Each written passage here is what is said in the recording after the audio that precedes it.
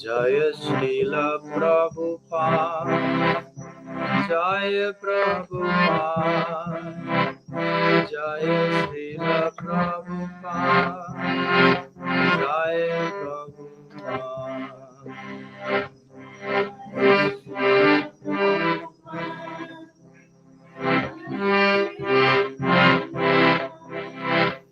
Jaya Srila Prabhupada, Jaya Prabhupada,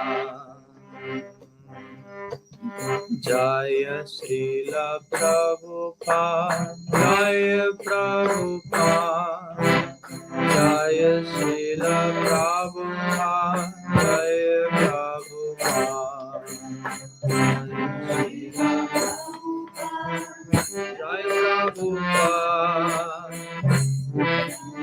Prabhupada, Jaya Prabhupada, Jaya Srila Prabhupada, Jaya Prabhupada, Jaya Srila Prabhupada, Jaya Prabhupada.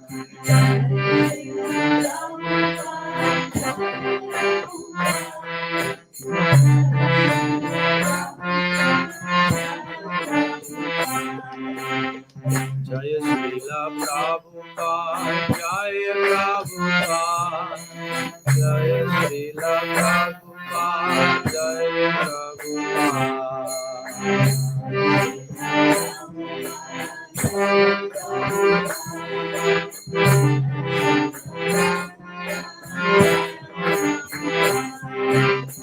Jaya Srila Prabhupada, Jaya Prabhupada,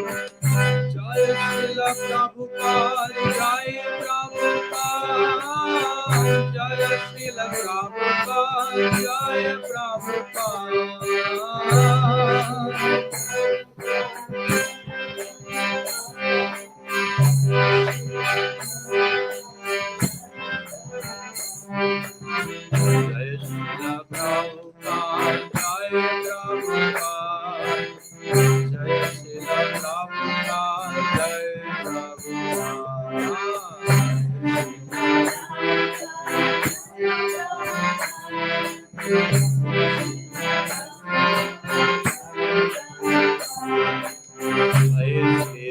Srila Prabhupada, Jaya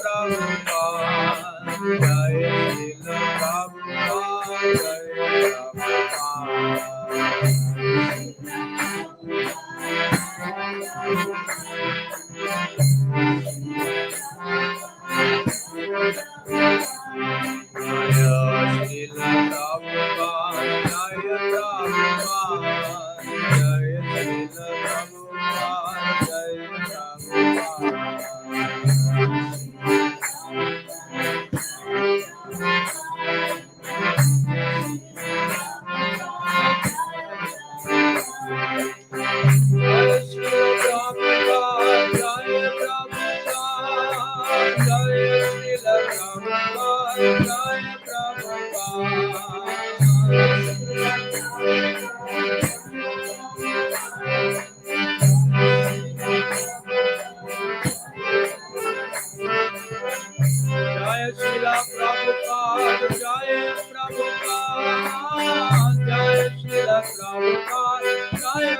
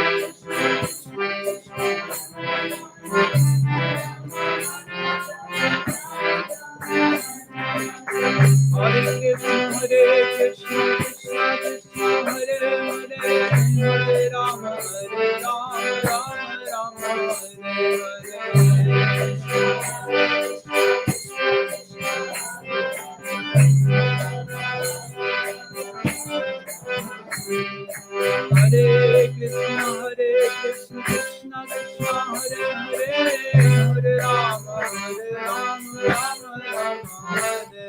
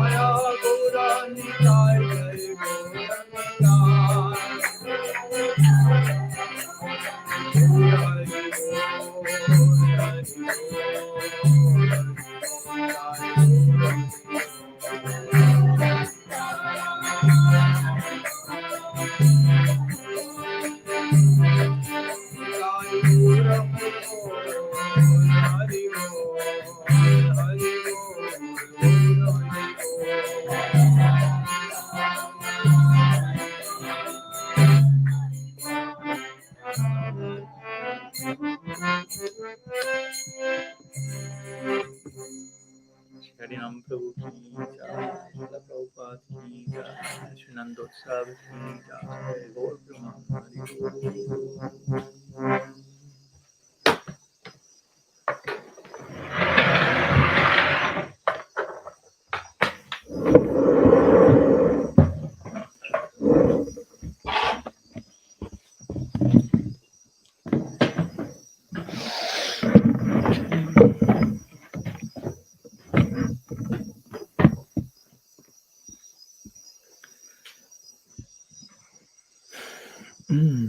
Om Jnana-timirandasya Jnanam Jana Shalakaya Chaksharam Militam Yena Tasmai Shri Gurave Namaha. Nam Shreshtam Manumapi Satriputram Atra Sarupam Rupam Tasya Grajamuro Purim Mathurim Gastavatim Radha Kundam Girivaram Maho Radhikamadhavasam Prapto Yasya Pratitha Kripaya Shri Gurum Tam Natusmi Vancha Kalpatarubhyascha Kripa Sindhubhyaiva cha Patitanam Pavanebhyo Vaishnavebhyo Namo Namaha. Namo Vishnu Padaya Krishna Pristaya Bhutale Swami Sri Bhaktivedanta Prabhupada iti namaha. Guru Bhagnyam Shira Shri Dvitva Shaktya Sarupine Hare Krishna Mantrena Paschatya Prachyarine Vishwacharya Pravarjaya Divya Karunyamurtaye Shri Bhagavata Madhurya Gita Jnana Pradayine Ghoda Shri Rupa Siddhanta Saraswati Nishevine Radha Krishna Padambhoja Bringaya Gurave Namaha Nikhila Shruti Male Ratnamaladiti Nirajita Padapankajanta Aji Mukta Kulairupasyamanam Paritastvam Harinam Samshrayami Anarvitacharim Chirat Karunaya Patirna Kalu Shamarpaitunam Natoj Balara Sansvabhakti Shriyam Hari Purata Sundara Dyuti Kadamba Sandipita Sada Hridaye Kandaresh Purato Va Sachinandana Janulambita Bujjo Kanakavadatu Sankirtanai Kapitaro Kamalaya Takshu Vishwambaro Dwijavaro Jugadharma Palo Ande Jagat Priyakaro Karunavataru Ladini Shakti Swarupaya Gauranga Suridaya Cha Bhakta Shakti Pradhanaya Gadadhara Namostute He Krishna Karuna Sindho Dinabandho Jagatpate Gopesha Gopika Kanta Radha Kanta Namostute Radhe Vrindavanadishe Karunamrita Vahini Kripaya Nijapadabja Dasyan Mahyam Pradiyatam Bhaktya Vihinaya Aparadhalakshay Hiptashchakamadhi Tarangamadhye Kripa Maitvam Sharanam Prapanam Brinde Maste Sharanarvindam Brinde Maste Sharanarvindam Srila Gurudev ki jai, Shriman Mahaprabhu ki jai, Shri Harinam Sankirtan ki jai, Shri Shri Gaur Nityanand ki jai, Shri Shri Gaur Gadadhar ki jai, Shri Shri Dauji Gopal ki jai, Shri Shri Gaurada Madhav ki jai, Shri Nandotsav ki jai, Avirbhav Mahotsav Titi Srila Prabhupada ki jai, Gaur Bhakta Vrinda ki jai, Gaur Premanam, Hari Hari Bol. So, welcome again, pranam to all of you. Today we are continuing somehow with our lectures of these days and trying to complement somehow with what our Guru Maharaj shared today in the morning. On this, so today we have these two sacred occasions we are celebrating. On one side, Trinandotsav, the festival of the birth of Krishna. As my Guru Maharaj made the point today in the morning, I was thinking about that even yesterday myself, like, well, if Krishna is born at 12 midnight, that's today, technically speaking. So somehow, I mean, I don't want to change the whole celebrations in the Gaudiya community, but somehow it's connected to today's, in one sense, Krishna's birthday, and it's Prabhupada's birthday as well on the same day. So it's a very interesting coincidence, if you want to call it like that, God incidence. As they say in Spanish, they don't say coincidencia, they will say diosidencia.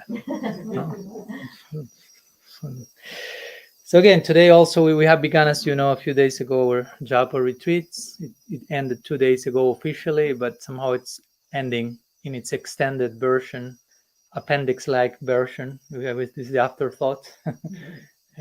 Today, if you will, ending again.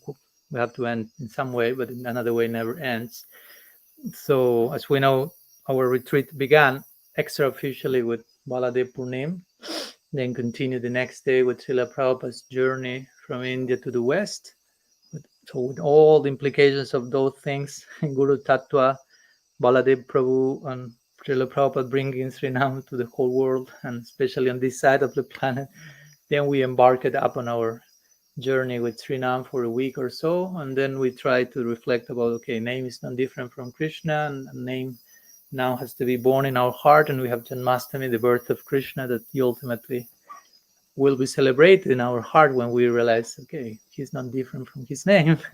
And somehow we are again going back to the feet of Guru. We began with Guru Tattva and with Prabhupada, Baladev Prabhu and Prabhupada's journey, and then we are closing with Guru Tattva again in the form of Srila Prabhupada, and literally in the form of Srila Prabhupada, celebrating his birth, and the birth of him, by whose grace somehow the grace of Srinam has come to basically every single jiva in the Western world, we could say, somehow or other. Although some may claim have not directly connected with him or with his the mission he founded, but somehow the way his influence, if you will, was spread, or his empowerment was played out, we cannot say that didn't affect some of those corners in which Gaudiya Vaishnavism now is somehow present in the West, and not only in the West, as we will see.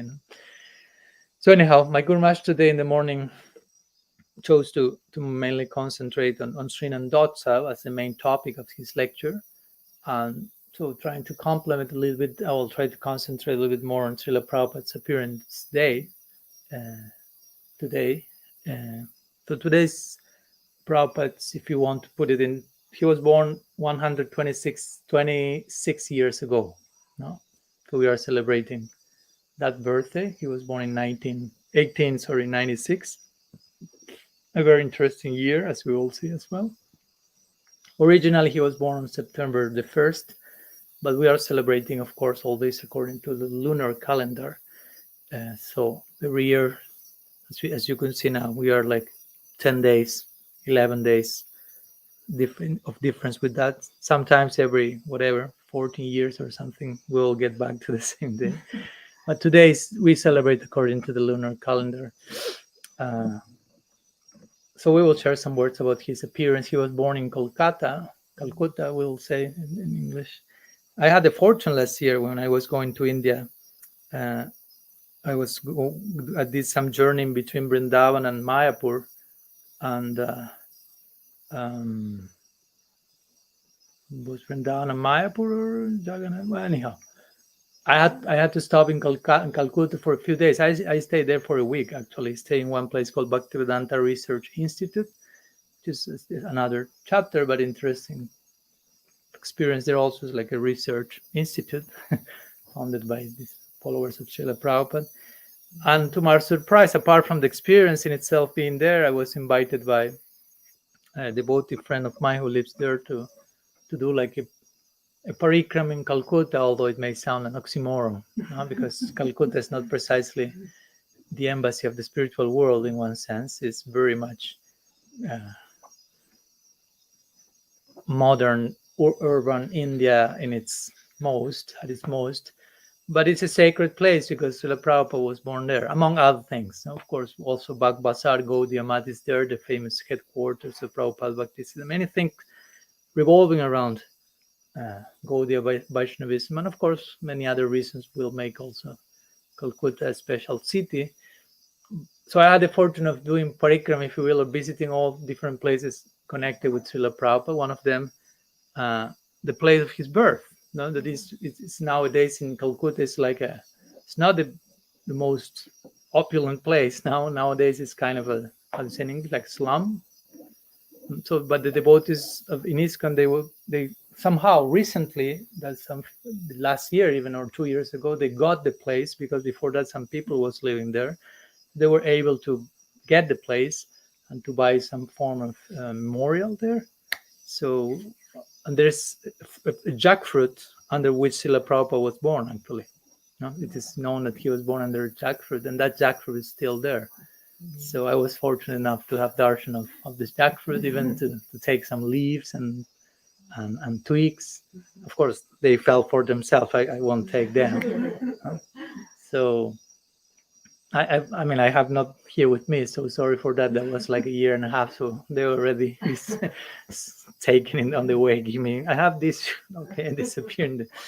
So I went to different other places, to the place that he will go as a child, to one nearby temple, his house, and the deities that he was. There are different deities that he will take darshan of. Radha Govinda, one of them, and another one were deities, pure deities of Balaram and Revati. Interestingly, very ancient deities. So, and this devotee was telling me many things. Aradhya Bhagavan Prabhu, and then also he took me to the house when Prabhupada was living with Srila Siddhar Maharaj for 6 years. Of course, from outside, because someone else is living there, so it's not just with your permission and enter. But it was these two small places, but just being outside and knowing what happened there, who were there, was like more than enough. So some brief recent personal experience in connection to the place of Prabhupada's birth, Kolkata, which gives a whole new meaning to a city that without that and a few other extraordinary personalities there, it's more like, again, will be seen not precisely as a tirtha or as a sacred place of pilgrimage or something like that. So so today, as usual, with your permission or without it, I'd like to elaborate, apart from this brief introduction and personal experience, mostly concentrate on the Pranama Mantra of Srila Prabhupada that we have just recited. So maybe if you would like, just in case you don't know it or you like to follow some points, you may have it at hand from the songbook with you. And I like to do this. It's not the first time I've tried to do that, because I really, how to say, Pranama Mantra is not just like a mere formality, like, okay, let's make him a salutation to some person, so we have something to say when we put our heads in the ground or something like that. But the Pranama Mantra is basically the identity of the person encapsulated there. All that person represents, at least on some way of expressing that, is included there. Like, for example, just for you to have an idea, we have the Pranama Mantras of Mahaprabhu, of Radha and Krishna, Namo Mahavadanyaya Krishna Prem Pradayate Krishna Chaitanya Namne Gauratis. Then in that mantra we'll have the name of Mahaprabhu, his qualities, his form, his lila, all that he's about, encapsulated in a few lines. Again, there's so much to unpack from that, but in one sense, this Pranama Mantra, or prayers for offering, if you will, obeisances, salutations, are speaking who are these people, people, I mean, these great personalities. Like with Krishna, Hey Krishna Karuna Sindhu Dina Bandhu Jagatpati Gopesha Gopika Kanta Radha Kanta Namas. Just different layers of who Krishna is. He's an ocean of mercy. He's a friend of the falling. He's the master of the universe. He's the lover of the gopis. He's the lover of only gopas and gopis, and specifically of Sri Radha. No? So from an ocean of compassion, from compulsion, the lowest bottom of rasa, to parakya bhava. So Krishna is there, encapsulate all his relationships and people, also is there. Same with Radha. Tapta Kanchana Gaurangi Radhe Vrindavaneshwari Vrishabhanu Suti Devi Pranamami Hari Priya. So there Vrishabhanu Maharaj is included. Tapta Kanchana Gaurangi, her hue is included. Her name Vrindavaneshwari, where she lives. All these type of things. So the Pranama Mantra is not just, again, just some words to, okay, this is for that person. But it's trying to portray the identity, the contribution, not only the external, if we want to put it, external contribution of that person to the world, but their inner world as well. So mostly in this Pranama Mantra, we will find a lot of this Nam, Rupa, Guna, Lila, of whoever is addressed through the Pranama Mantra. So some years ago, I tried to write some offering to our Guru Maharaj in that form also, and trying to a little bit go through his Pranama-Mantra and try to see what the Pranama-Mantra is shedding light on in relation to his particular personality, in connection to his gurus and so on. And today, again, we may try to engage in that same exercise in connection to the Pranama-Mantra of Srila Prabhupada that we have invoked in the Mangala Charan today. So this is not the only Pranama-Mantra composed to Srila Prabhupada. Of course, there are many, as with different personalities. This is the main one that we recite in our Sangha and in some other Sanghas as well, probably. Although the most, as you may know, popular one is the Pranama-Mantra that Srila Prabhupada himself wrote for himself, no? Because someone had to do it, and nobody at that time knew Sanskrit or knew what the Pranama-Mantra was, probably. So he had to. So he used, we know Pranama-Mantra, Namo Vishnu Padaya Krishna Prasthaya Uttale Srimate Bhaktivedanta Swami Niti Namine Namaste Saraswati Devi Gaura Bani Pracharine Nirvishesha Sunjavadi Paschatya Desatanine. So, but in one part of in the mantra, in connection to Saraswati Deve, Devam, Deva, there is some technical irregularity in the Sanskrit. And Srila Prabhupada knew that. So he wanted another Pranama-Mantra written for him. And he wanted it written by Srila Siddhar Maharaj. So he asked him if he could compose a Pranama-Mantra with, which speaks about how much Srila Prabhupada appreciated Srila Siddhar Maharaj, how much he trusted him, because how much Srila Siddhar Maharaj knew Srila Prabhupada. Because if you ask someone, please, I need this Pranama-Mantra, you know me. No? So this Pranama-Mantra will encapsulate who I am, what I am about. So he went to Srila Siddhar Maharaj for that. So this speaks very loudly as to who was Srila Siddhar Maharaj in Prabhupada's life, and vice versa. So again, the Pranama-Mantra is to encapsulate the essence of a person. So Srila Siddhar Maharaj knew the essence of who that person was. He was capable to extract that. So he was asked to do that. For the particular reasons, he was not able to do so at that time. His health and some other situations, he was not able to do it.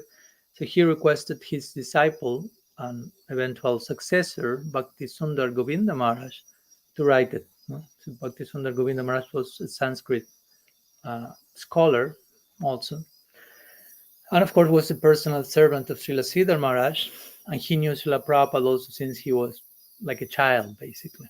So he knew Prabhupada also quite well, and he knew Srila Siddhar Maharaj quite well, which implies he knew Srila Prabhupada through how Srila Siddhar Maharaj knew Prabhupada quite well. And he was acquainted, as we will see, with the different aspects of Srila Prabhupada's personality, both in the direction of the great world acharya, if you will, preacher, world conqueror, as well as his intimate aspiration in the Leela and so on. So let's share that Pranama-Mantra today, and let's try to unpack some of its implications. There's no end to that. So let's begin with the first part. There are 4 parts, if you will, to the mantra. So the first part is quite similar to the first part of the most known Pranama-Mantra recited in ISKCON society and other places, with some little variety at the end of the second line. So it says, Nama Om Vishnu Padaya Krishna Prasthaya Bhutale Swami Shri Bhakti Vedanta Prabhupadaya Te Namaha. So almost the same. Instead of Swami Niti Namine Prabhupadaya Te Namaha, which basically is the same thing. Namine Namaha, Prabhupada, Swami. It's not deep, but it starts to, at least it tells us it is a different Pranama-Mantra. So the meaning of this is I offer, Namaha means basically I offer myself ultimately. As we know, Namaha means not Nama, me, not me. It's not about me, but it's about you. So I offer myself to your feet. But generally it's translated that offer my humble obeisances. I'll read the translation that we have here, which is a translation written by Bhaktisundar Govinda Maharaj himself. So he wrote the Sanskrit, but he wrote an English translation of what he wrote in Sanskrit. So he says, I offer my humble obeisances unto His Divine Grace, A.C. Bhaktivedanta Swami Prabhupada, who is very dear to Lord Krishna on this earth, having taken shelter at His lotus feet. So, just for you to have an idea, generally, as if you even pay attention or know a little bit, minimum some Sanskrit, you will realize that generally the first word, the last words that appear in the Sanskrit are the first words that appear in the translation. Because how the translation starts, I offer my obeisances. Sanskrit, that's namaha, the last word. Of obeisances to Bhaktivedanta Prabhupada, that's the second word. In the Sanskrit, that's the second last word. So it goes like backwards, if you will. So, of course, in Sanskrit, the words can have many orders, but in many occasions, this is given like that. No, this is also called Anvaya. For example, when you have a verse from the Gita or the Bhagavatam, you have the Sanskrit, and in many occasions, the word by word is put not in the order as it appears in the Sanskrit, but in the order as you translate that in your language. So that's sometimes called Anvaya.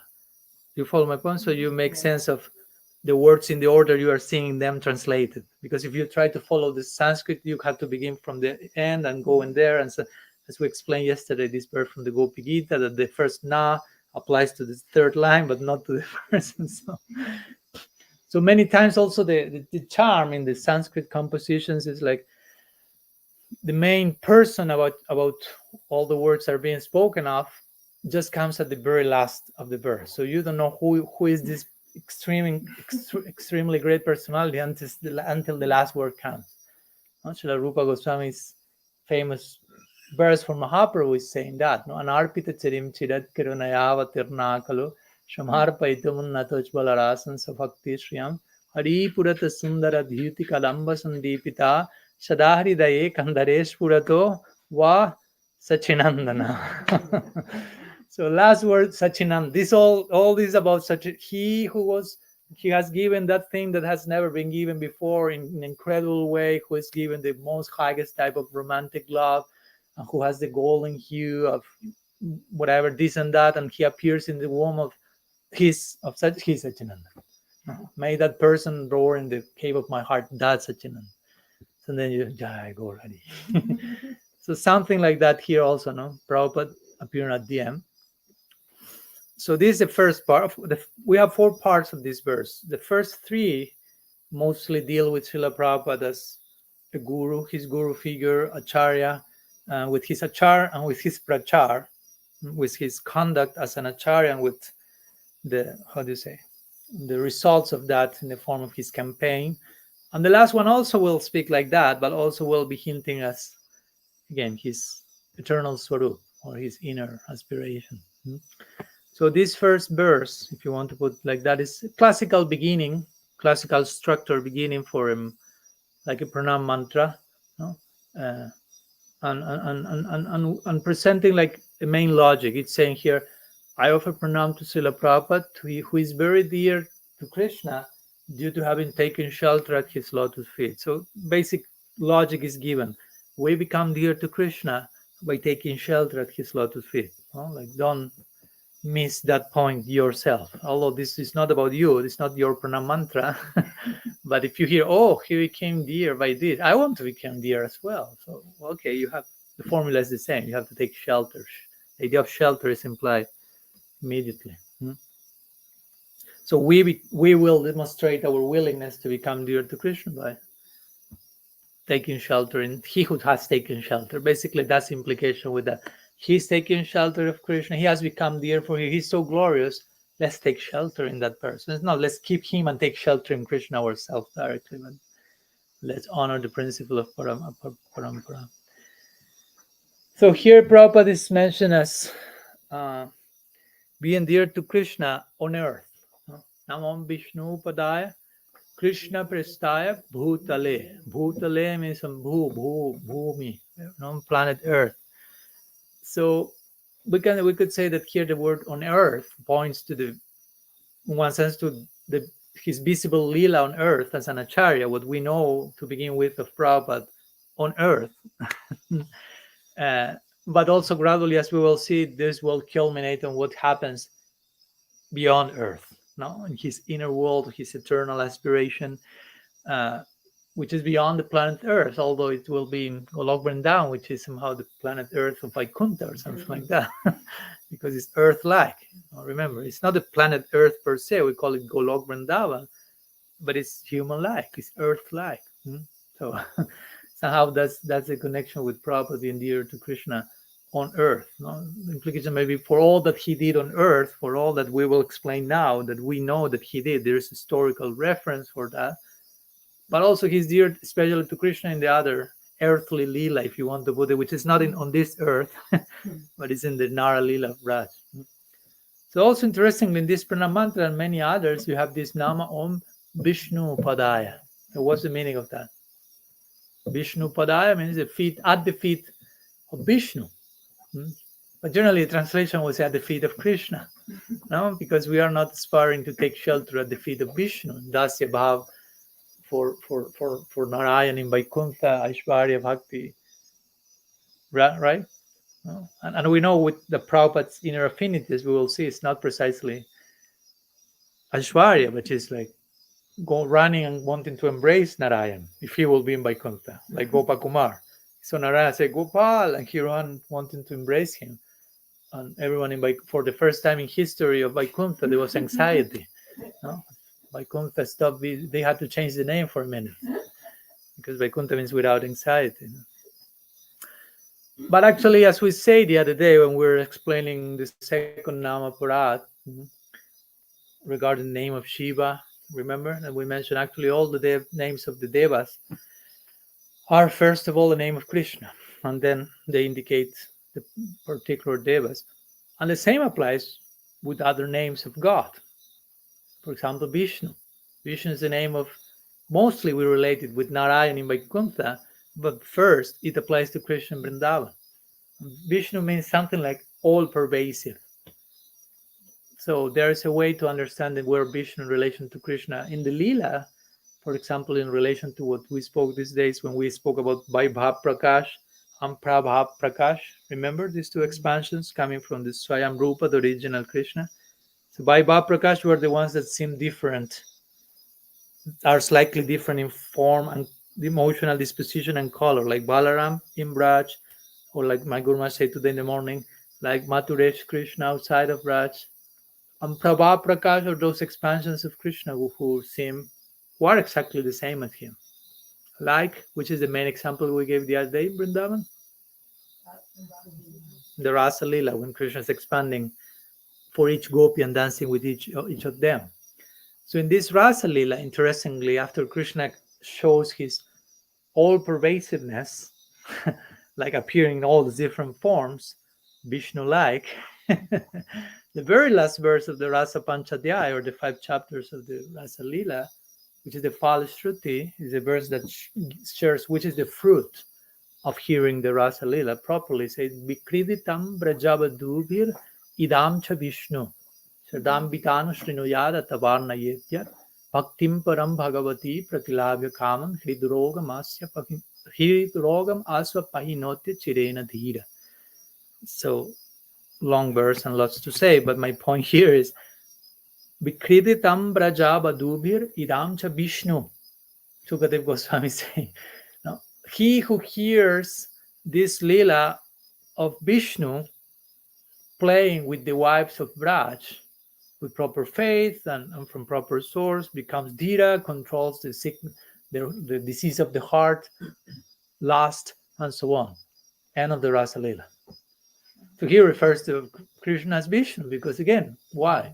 Sanatana Goswami explained, because in Rasa Lila, Krishna expands in so many ways, all-pervasive, that's the meaning of Vishnu. So primarily, Vishnu is the name for Krishna in Rasa Lila. That's pretty primary, Rasa Lila and Krishna. So we could say, when we say Namam Vishnu Padaya Krishna, Vishnu Padaya means Krishna Padaya. No? Not necessarily Rasa Lila, but the point is, it's the name of Krishna. So I want to make that point because we may not stop to consider that, but yeah.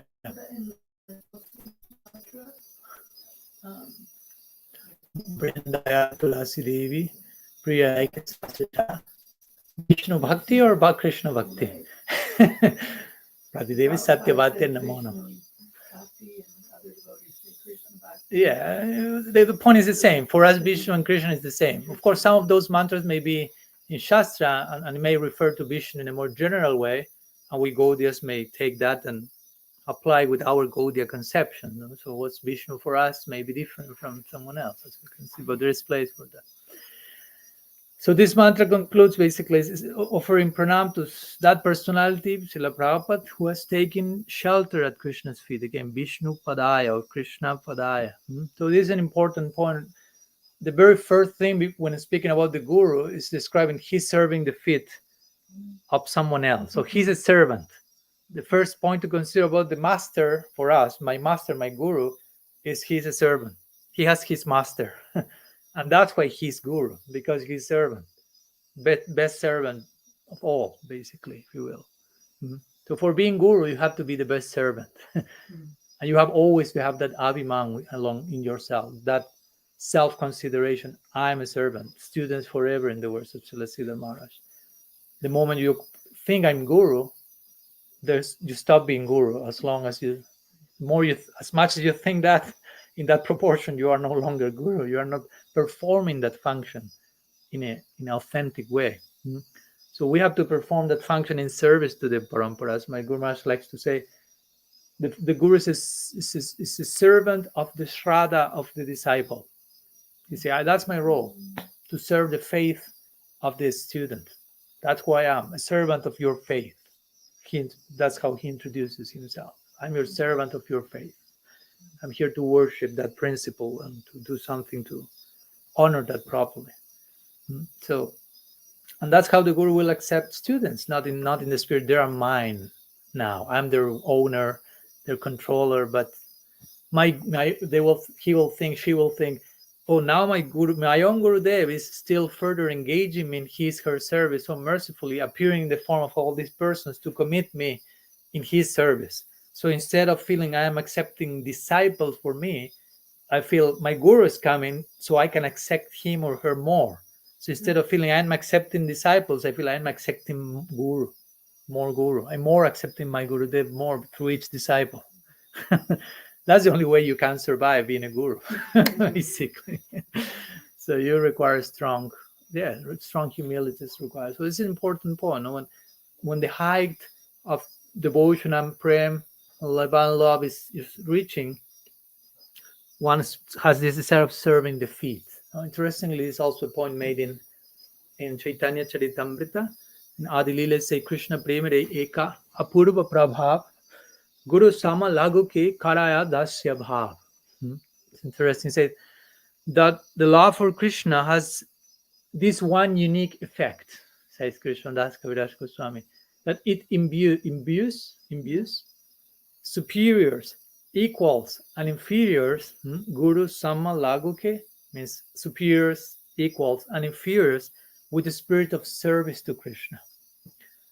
In other words, even those who serve Krishna in Madhurya, Vatsalya, Sakya, in some points of the Leela, in some moments, especially in separation from Krishna, their love will reach such heights that they will express in terms of Charana Seva, wanting to serve the feet of Krishna. For example, when Krishna left Vrindavan and Uddhav went to Vrindavan to send a message to the Brajavasis, and first he met Nanda and Yashoda, he tried to convince Nanda Maharaj, your child is God, and all this weird stuff for the ears of Braj.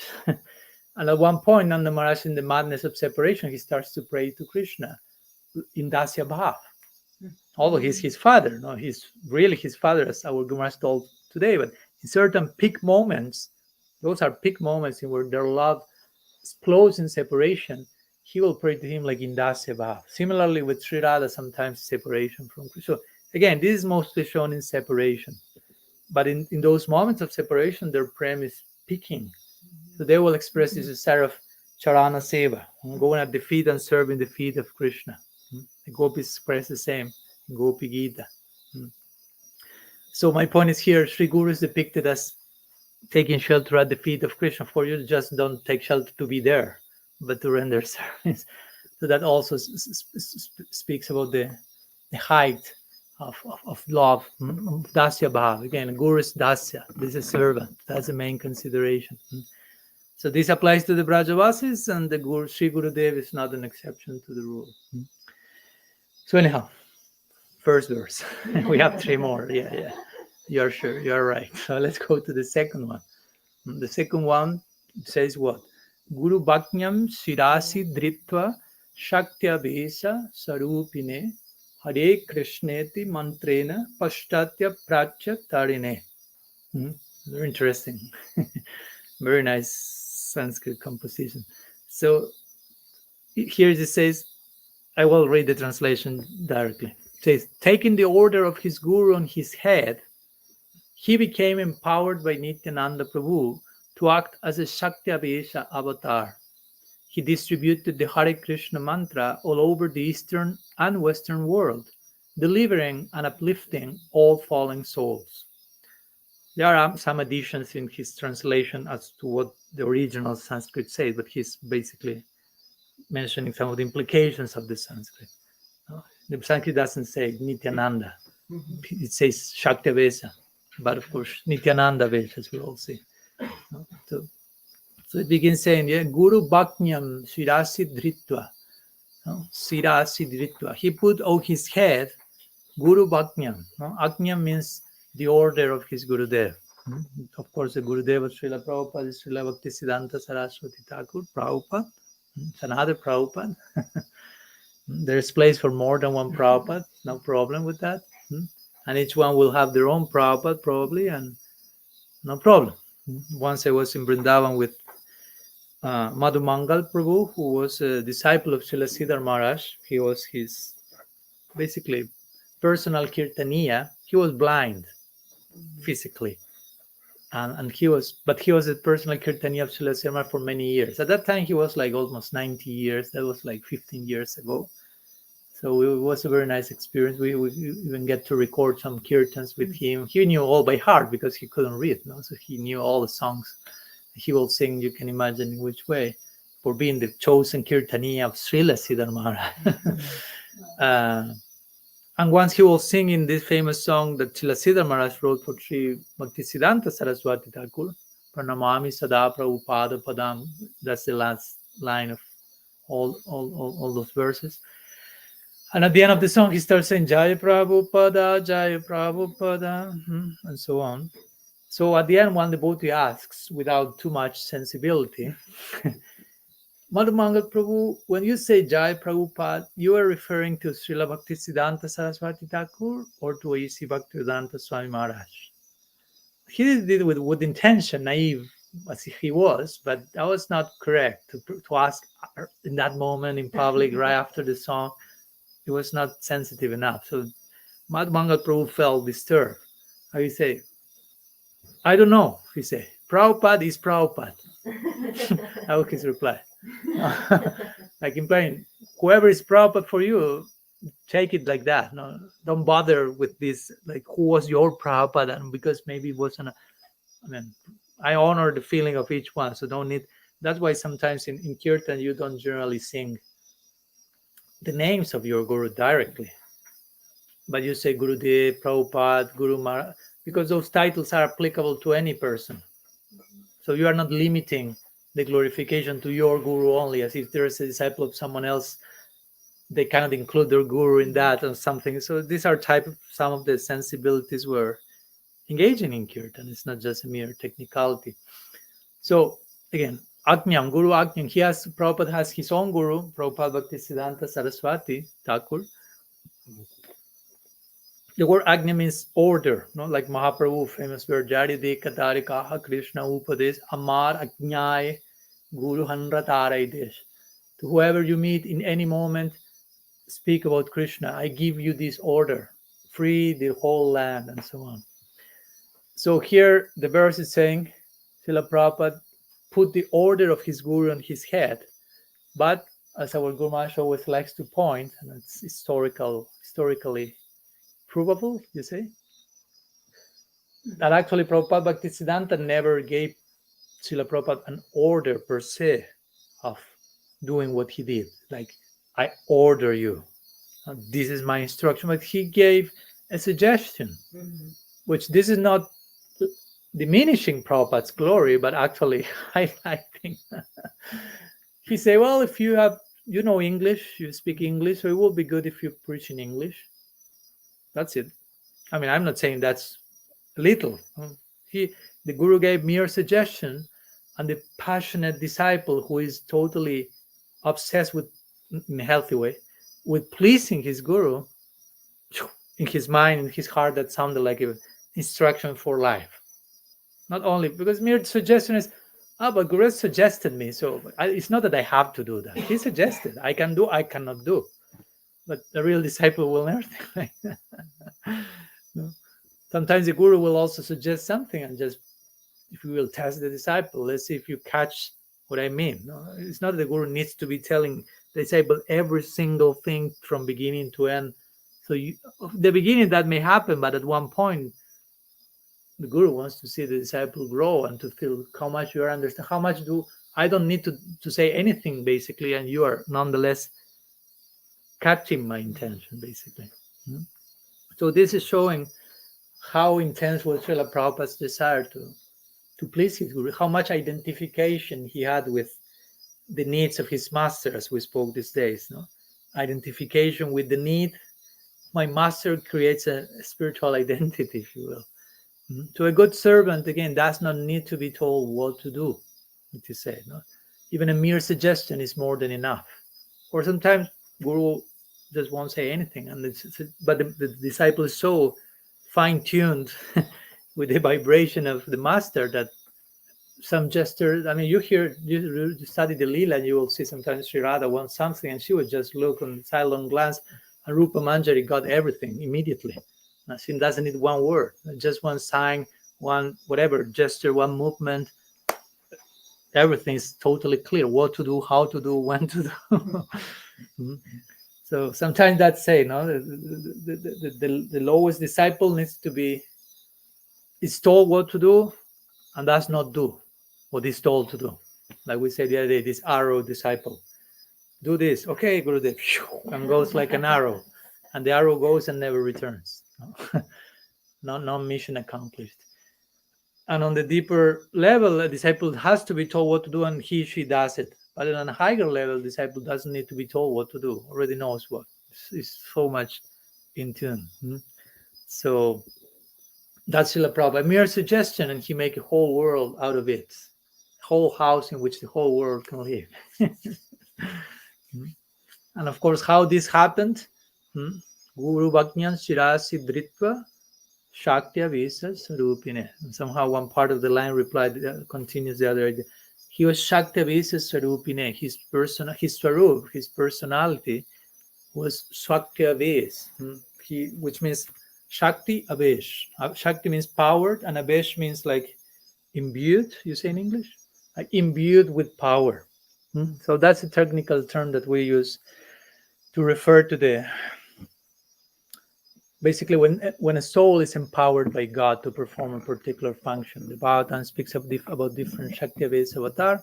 Narad Muni being a Bhakti Shakti-Ves avatar, Vyasa being a Jnana Shakti-Ves avatar, Prithu Maharaj being a Palana Shakti-Ves avatar, and so on. So it's interesting because the notion that Srila Prabhupada is a Shakti-Ves avatar came from Srila Siddhar Maharaj. He was the first one who, he really glorified Srila Prabhupada in a way that nobody else could do that, because nobody knew Prabhupada as him and had that depth. So eventually many devotees took all these things. Oh, he's a Shakti-Ves avatar, but all that came from Srila Siddhar Maharaj. So he said he's a Shakti-Ves avatar. And once Bhakti Sundar Govinda Maharaj, the author of these prayers, as my Guru Maharaj likes to say, he asked his Gurudev, what? What kind? Because there are different Avesh, I already mentioned, Bhakti, Gyan, Fal. But Srila Siddhar Maharaj gave a very Srila Siddhar Maharaj-esque answer. So he went off of the classical list of the Bhagavad and said Nityananda Avesh. No. He could have said Bhakti Avesh, but he needed to qualify his statement even more. So it was not enough to say Prabhupada was empowered by God in terms of bhakti.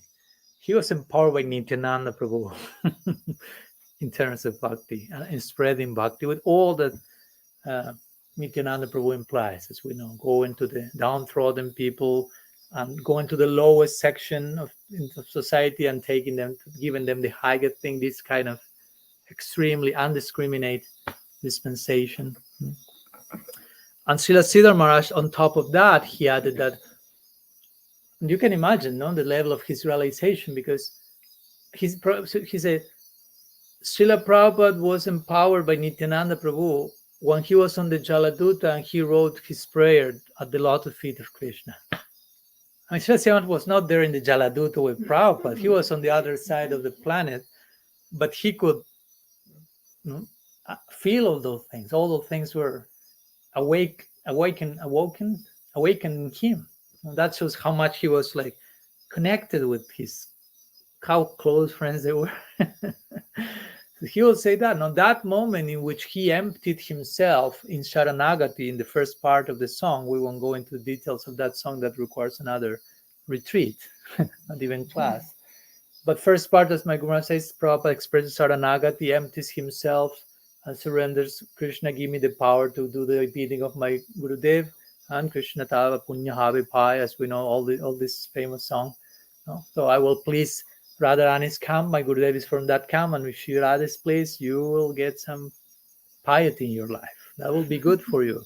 So Prabhupada kind of, how do you say, when you're bargaining with Krishna in the spirit of a Pranama-Mantra. And Krishna say, oh, yes, you know so much about me, so you know that about me, and you want my power, here it is. If this will please Radha, here it is. How much power you receive, how much Krishna is willing to please Radha, that shows at the same time, no? How much he gave. So Srila Siddhar say, for sure that happened at that time, because before that I knew Swami Maharaj, and he was a great person, but after that, he was a different person. When he returned from India, he made the connection this way. I knew Srila Prabhupada before, Swami Maharaj, he will call him. In India, he was a great person, but then when he returned from the West to India, he was transformed, transfigured. There was something else about him. And then he got to know, oh, he wrote this poem on the Jaladuta while going. And he studied the poem, he memorized the poem. Guru Maharaj was with Srila Siddhar and was surprised that Srila Siddhar started to quote the whole poem by heart in Bengali. And then Srila Siddhar connected all the dots. Oh, his transfiguration when he returned. I read this poem and I can understand. This is the poem that triggered his empowerment. That's how someone with spiritual sensibilities will conclude and think and connect the dots. Srila Maharaj was Shastra Nipun, was a scriptural genius. Scriptural genius doesn't mean just that you have big memory and can quote all the verses you want, but you have this type of sensibility. So that's a very crucial moment in the whole history of Gaudiya Vaishnavism, especially for us. When Prabhupada wrote that poem, that's in his diary of Jaladuta, which day that happened. And that should be included in our Gaudiya calendar. That's not included in our calendar. So I'm making here the point to everyone who is hearing this, you should include that, because that's it. Before and after that moment, we have to speak in terms of before and after that particular poem. The whole trajectory of our lives change. So we should include that in our Gaudiya celebration every year, because that moment is what's making us being here today. Because if Prabhupada wouldn't have emptied himself praying that way, empowerment wouldn't be there, and probably what happened wouldn't have happened. And we are a byproduct of all that. We are a consequence of that prayer. We are grandchildren of that prayer, if you will, on the Jaladuta. One says, our prospect was born in the Jaladuta. We're born. So somehow it's important. So let's see what we do with that. So Shatyavicha Swarupine, and the second line of this verse, Hare Krishneti Mantrena Paschatya Prachatarine. So he says something very interesting here.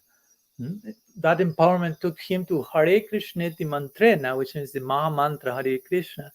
That was spread, like Srila Maharaj will say, he gave nectar like if it was water, distributing abundantly. So again, we are speaking about Sri now. We are concluding our retreat somehow today. So here, Hare Krishneti Mantra, Maha Mantra is coming, the center of our retreat. And that's coming again by the Swarup Shaktavesa Sarupine, by the empowered agency of Nityananda Prabhu, from giving the higher thing, Namashrestam, higher conception of the name, even to people born in whatever, Buenos Aires, North Carolina, and so on, and anywhere. So, as we know, Srila Prabhupada is very much, of course, his whole journey and the miracle of how it all happened, that deserves a whole different, of course, there are already movies and books, and there will be more because it deserves all that and much more. But as I said before, in connection to his spreading the name on the western side of the world, Prabhupada was born on the year 1896. And exactly that year is the same year in which Srila Bhaktivinoda Thakur, who is a pioneer of modern Gaudiya Vaishnavism, he is the guru of Srila Prabhupada. He was a pioneer of interacting with modernity at the time. He was having letters with Thoreau and Emerson, these American transcendentalists, having correspondence with them, writing in English while being in India. So that was pretty much unique for that time. So at that year that Prabhupada was born, Srila Bhaktivinoda Thakur sends one of his books, Sri Chaitanya, His Life and Precepts, to McGill University in Montreal, Canada. Here we have a representative of that side. So Bhaktivinoda Thakur is happy with Gorsundar, Canadian. I tried to find it. I went to that university. Yeah? But no, already some devotee went there before. For sure. Yeah. I want to take this book. Yeah, with your permission. Yeah, for sure. So it's interesting because that's it's a historical moment. First time a book in English written by Bhaktivinoda Thakur is crossing the ocean, going from India to McGill University, and it's about the precepts of life of Mahaprabhu. And Prabhupada is born on that same year. Which again, Bhaktivinoda Thakur's interaction between West and East with modernity, that's the landmark of the Bhaktivinoda Parivar, if you want to put it less. My Guru said today in the morning when he spoke with one devotee. The Prabhupada was born there again, it's not coincidence, it's God incidence. Because he was the one who eventually translated Sri Chaitanya, His Life and Teachings, transplanted that from India to the West. So first the book came by Bhaktivinoda Thakur, and then Prabhupada personified that same moment, being born on that same year and eventually doing all that he did. So, and it's interesting because eventually Srila Prabhupada came to know about that. And he considered that such a significant event, he didn't take that lightly, that he later, when Prabhupada wrote his own books, The Teachings of Lord Chaitanya, he dedicated his book to Bhaktivinoda Thakur. And he put in the dedication, dedicated to the sacred service of Srila Satchidananda Bhaktivinoda Thakur, who initiated the teachings of Lord Chaitanya in the Western world, McGill University, Canada, in 1896, the year of my birth. A.C. Bhaktivedanta Swami.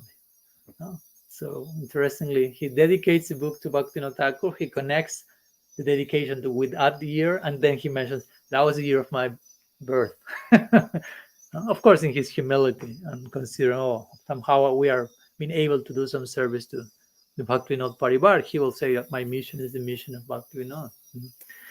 So this is a nice point in connection to the spreading to the Western world. But interestingly, here Srila Govinda Maharaj says, Paschatya Prachyatharine. So that means he's also inundating the Eastern world with Mahamantra, not only the West. Yeah, it went first to the West, but then the whole thing overflowed and started like flooding every direction. So So it was not enough for Prabhupada to flood Western world, for Nityananda Prabhu to just limit himself in one particular direction. There are many fallen people in India as well. Nityananda Prabhu said, let's go there. And in one sense, Eastern world in big part includes India. Not only India, but India in big part, which was in need of some renaissance, if you want to put it like that. Bhaktivinoda Thakur was a pioneer in India itself with that as well. So Srila Prabhupada did the same thing. As we know, when he was living in Vrindavan, he was living in Radha Damodar temple for some years before leaving, quote unquote, Vrindavan. Krishna never leaves Vrindavan, the same applies to Prabhupada. But my Guru Maharaj likes to say some people were questioning Prabhupada, why you're leaving Vrindavan? And my Guru Maharaj will say, those who thought that Prabhupada was living Vrindavan, although they were living in Vrindavan, they were not living in Vrindavan because they thought that he was living Vrindavan. He didn't live Vrindavan. He expanded the radius, the circumference of Vrindavan to every other person, including back to India, basically. So he was born in Calcutta, as we say, but he was a Brajavasi in the most essential sense of the term. So he can never live Vrindavan. So anyhow, this way, this second verse concludes mentioning this all-pervading influence, not only in the East, but in the West, but in the East as well. Let's go to the third verse. Bear with me. Sorry for the extension. Vishvacharya Prabharjaya Divya Karunya Murtaye Sri Bhagavat Madhurya Gita Jnana Pradayine. He's the best of millions of Jagat Gurus because he's the personification of divine mercy. He has distributed the sweet nectar of Srimad Bhagavatam and the transcendental knowledge of Bhagavad Gita all over the world. So Vishvacharya Prabharjaya, let's go word by word.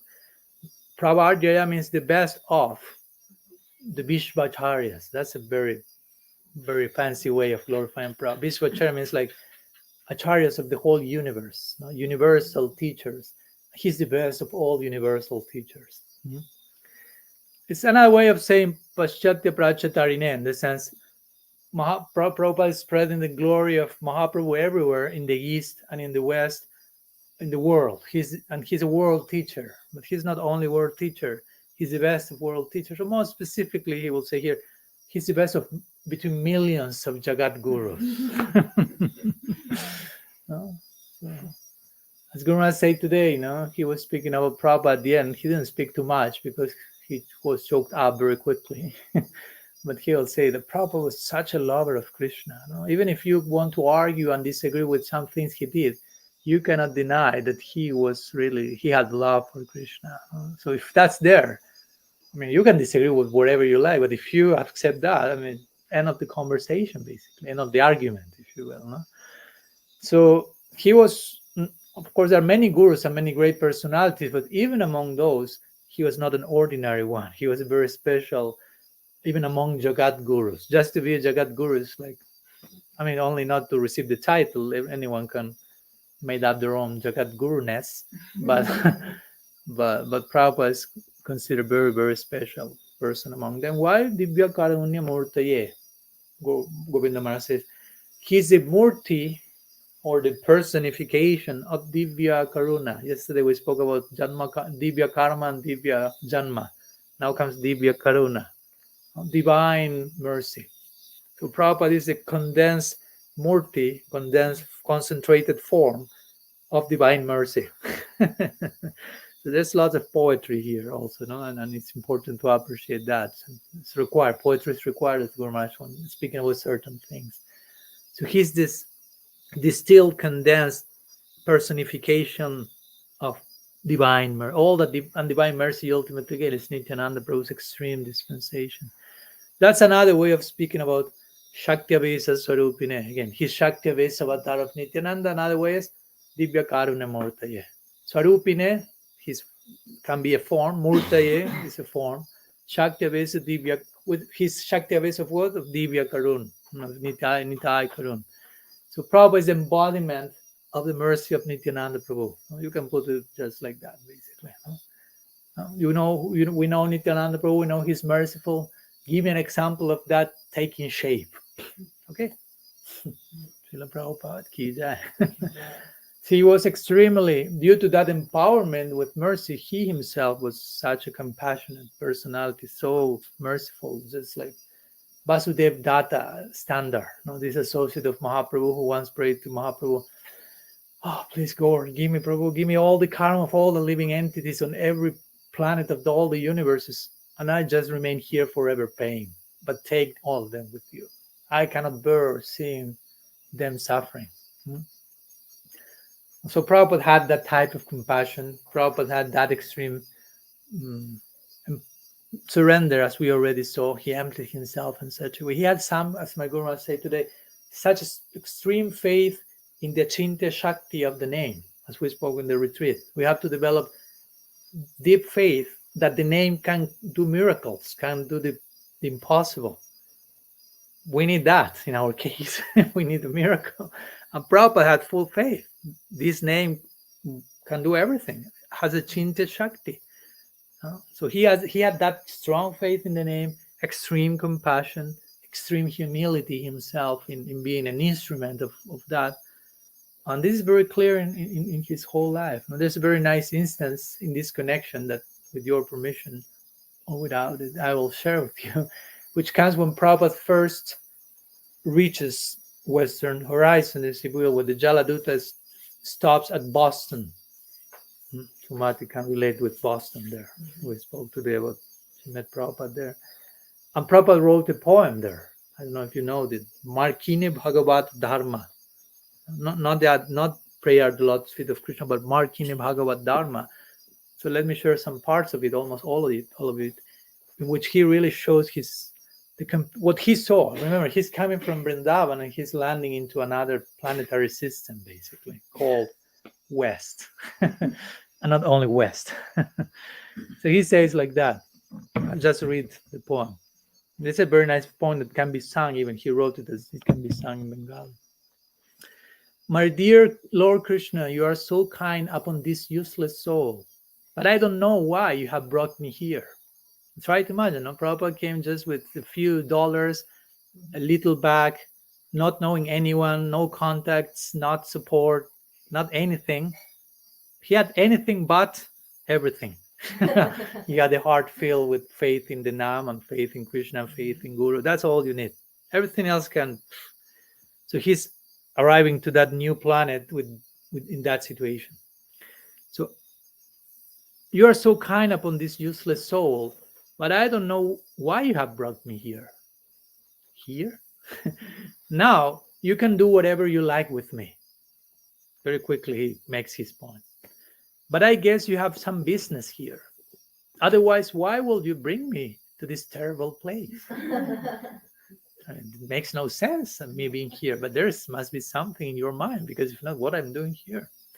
Most of the population here is covered by the material modes of ignorance and passion. Absorbed in material life, they think themselves very happy and satisfied, and therefore they have no taste for the transcendental message of Vasudeva and the name of Krishna. I do not know how they will be able to understand it. But I know something, I don't know that, but something I know. I know your causeless mercy can make everything possible. Again, his faith and the impossible becoming possible. Because you are the most expert mystic. How will they understand the mellows of devotional service? And coming here with the ultimate gift of bhakti rasa, but where to begin? How will they get there? Oh Lord, I'm simply praying for your mercy so that I will be able to convince them about your message. All living entities have come under the control of the illusory energy by your will. And therefore, if you like, by your will, they can also be released from the clutches of illusion. I wish that you may deliver them. So Krishna said, okay, you want, my devotee wants that, he wishes that, I have to obey. So Prabhupada said, I wish that you may deliver them. And them doesn't refer to the 2 or 3 he was looking at. But therefore, if you so desire their deliverance, then only will they be able to understand your message. The words of Srimad Bhagavatam are your avatar, your very descent. And if a sober person repeatedly receives it with submissive oral reception, then he will be able to understand your message. Then in the midst of that, he inserts 5 verses famous from the Bhagavatam, started with Srimbata Shakata Krishna Punya Sravana Kirtana Hidanta Stoya Badrani Hit Vidunati Surit Satam Nasta Priyesha Badri Sunityam Bhagavatas, and so on. Which speaks of how from here in Bhagavatam, Krishna appears in the heart of someone, and all the different stages from SRILA to Prem are basically described in those verses. How will I make them understand your message? I am very unfortunate, unqualified, and the most fallen. Therefore, I am seeking your benediction so that I can convince them, for I am powerless to do so on my own. Somehow or other, O Lord, you have brought me here to speak about you. Now, my Lord, it is up to you to make me a success or failure, as you like. So he's willing to be a failure if Bhagavan wants that. He's totally open. O spiritual master of all worlds, I can simply repeat your message. So if you like, you can make my power of speaking suitable for their understanding. Only by your causeless mercy will my words become pure. I am sure that when this transcendental message penetrates their hearts, they will certainly feel engladdened and thus become liberated from all unhappy conditions of life. O Lord, I am just like a puppet in your hands. So, if you have brought me here to dance, then make me dance. Make me dance. O Lord, make me dance as you like. He repeats that 3 times. Like Nastyeva, Nastyeva, Nastyeva. Make me dance, make me dance, make me dance. I have no devotion, nor do I have any knowledge, no bhakti, no Vedanta. But I have strong faith in Srinam. I have been designated as Bhakti Vedanta, which means devotion, knowledge. Here just say I have none of those. So now if you like, you can fulfill the real purport of that name. I have no Bhakti, no Vedanta, but strong faith in Harinam, in you as Harinam. So give me the Bhakti and Vedanta I lack, and everything can happen from that. So, Srila Prabhupada ki jai. Divya Karuna Murtaye, condensed form of divine compassion. You can see which was his overflow in a spirit again of compassion, of surrender, of giving himself, of being totally detached from every result, of wanting to please Bhagavan, being so humble in addressing Bhagavan. And the last line of this 3rd verse says, what? In connection to the above, the mercy of Prabhupada is coming to us in which way? One of them, Sri Bhagavata Madhurya Gita Jnana Pradayine. So interestingly, he has given us Bhagavat Madhurya, the sweetness of the Srimad Bhagavatam, and Gita Jnana, the knowledge of the Gita. Like to make a little slight difference in the sense of the Gita is giving something, and the Bhagavatam is like the ripest version of that. When the sweetness of Krishna and his Leela and Braj is clearly present, while in the Gita that's there somehow, but not so overt. In the Gita, more overtly topics like Gyan, Karma, Yoga, different things will be there. But if properly understood, it points and culminates there. Yesterday we spoke. Yesterday? Yeah. Janmashtami? Yeah. About this 4th chapter of the Gita, which is Gyan Yoga. So here's a Gita Gyan. Of course, the ultimate Gyan in the Gita is ultimate knowledge, Raja Vidya, Raja Guhyam, the king of knowledge, which is Gyan Parama Guhyam Bhakti. So it takes us in that direction in a more shy way, if you will, given the circumstances. But in the Bhagavatam, all the things are like overtly presented, especially in the 10th canto, which Prabhupada gave right from the beginning, Krishna book. Just in case he will not make it till the 10th canto in his translation. So he gave Bhagavatam. The Bhagavatam is Rasa Shastra. So Rasa Shastra means something very much connected with this word here, Madhurya, or sweetness.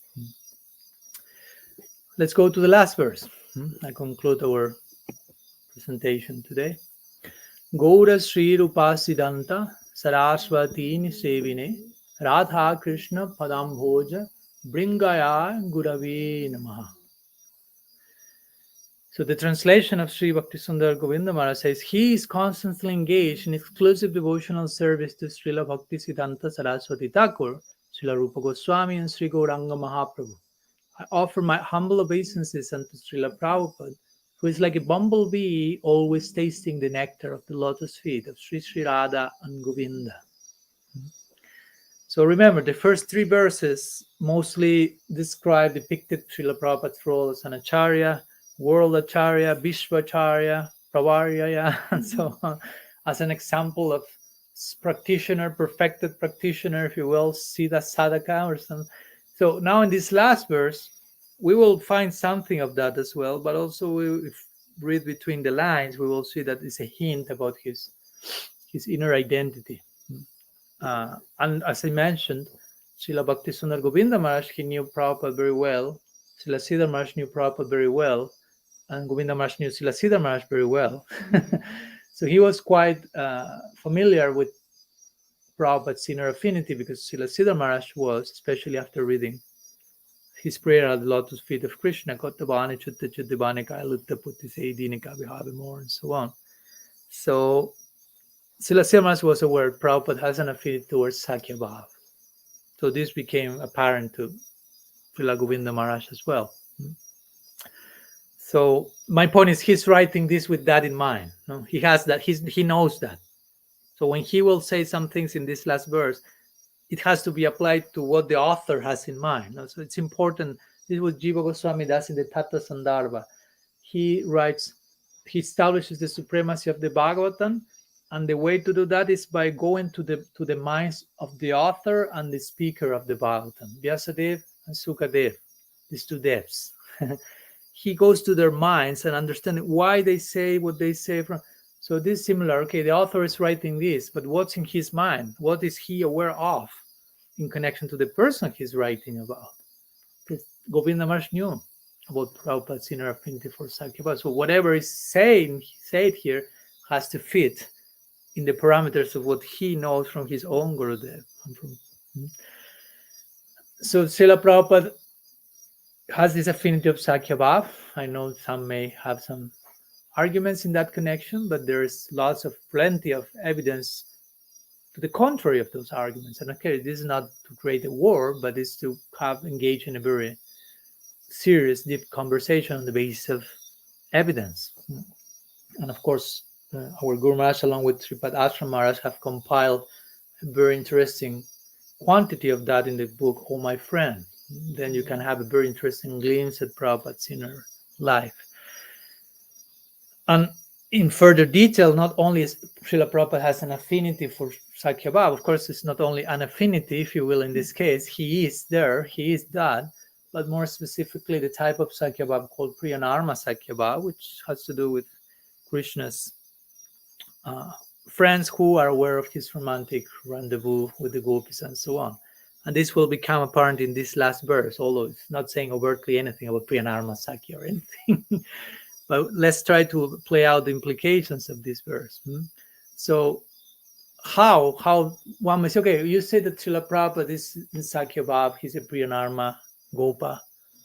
How then to accommodate that this Pranama-mantra starts by mentioning three people, Gaura, Sri Rupa, Siddhanta, Saraswati. No? Gaura, Mahaprabhu, Sri Rupa, Rupa Goswami, and Siddhanta Saraswati, his own guru. The three of them being emblems, emblems of Madhurya Bhav. No? Mahaprabhu tasting Radha Bhav on his highest reach of his dispensation being Radha Dasyam.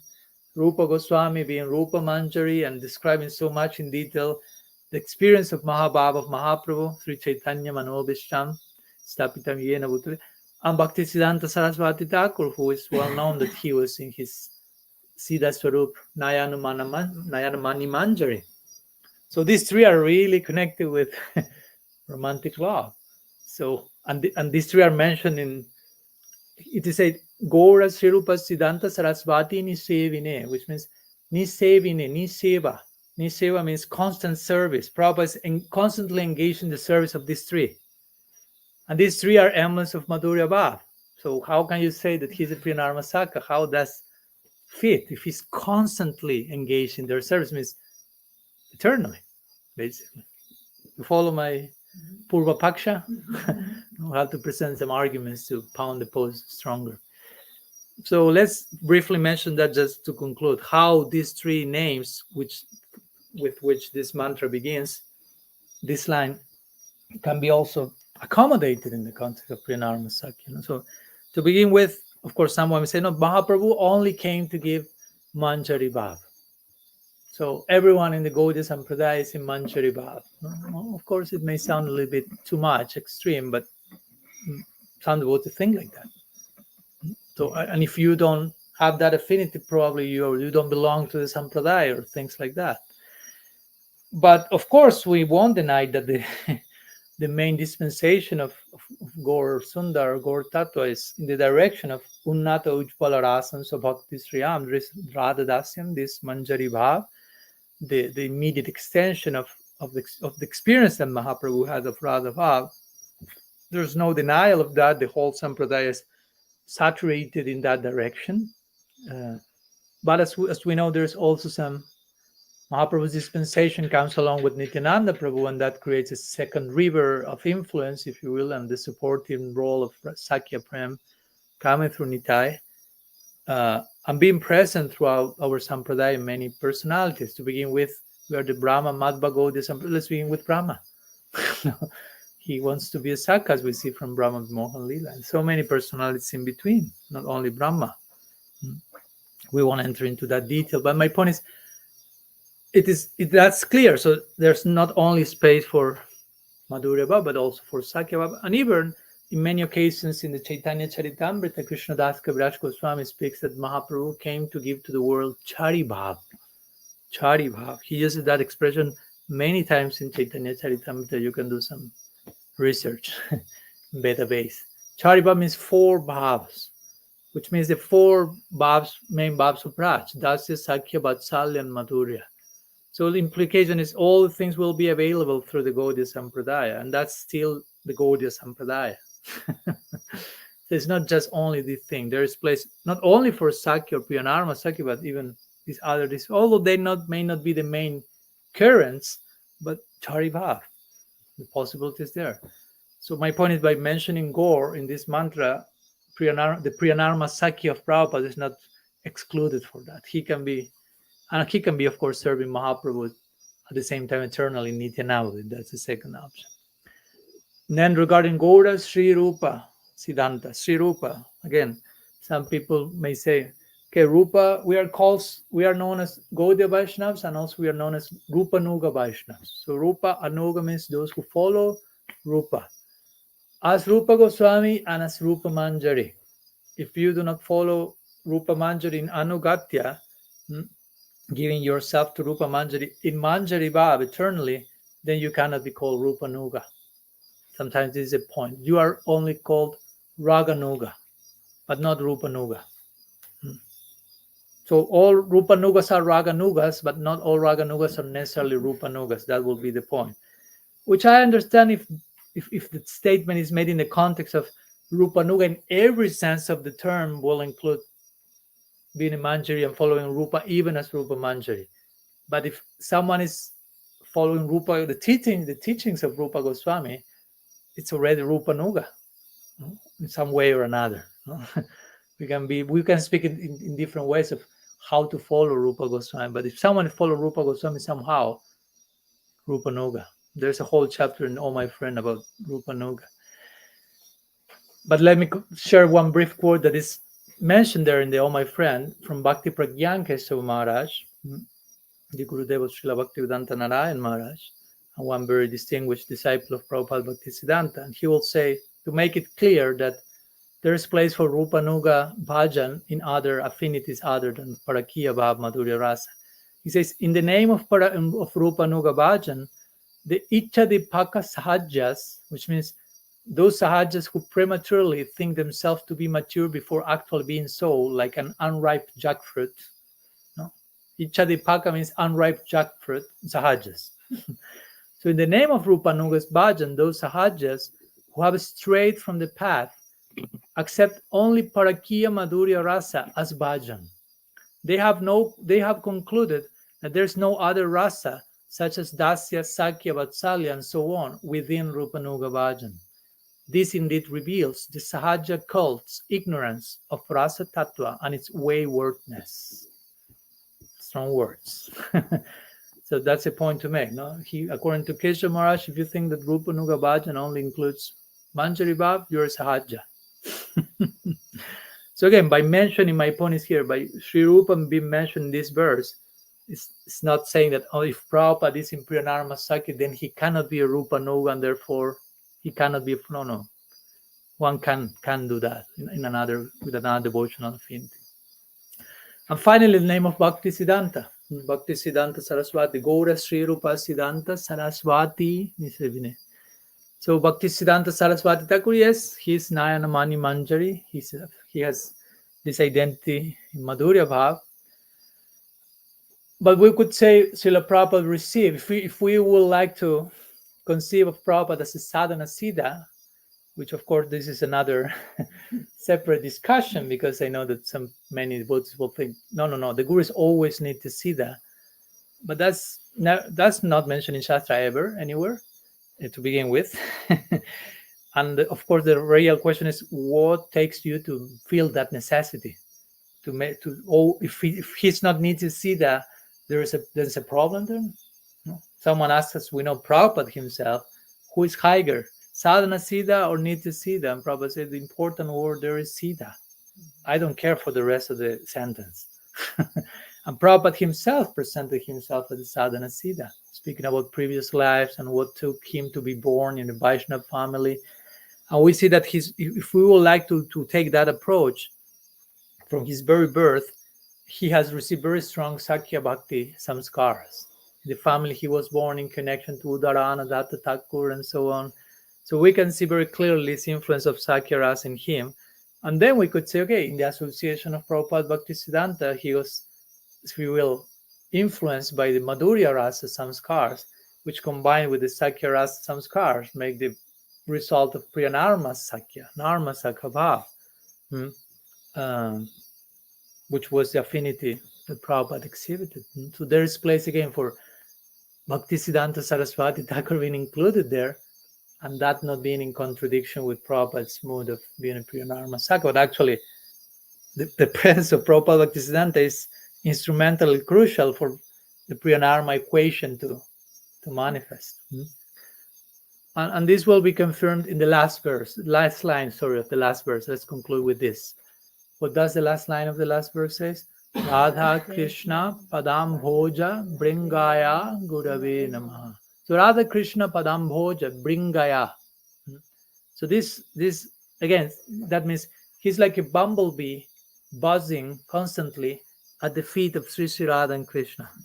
So one could say, oh, that's another evidence that he's in Madhurya Rasa.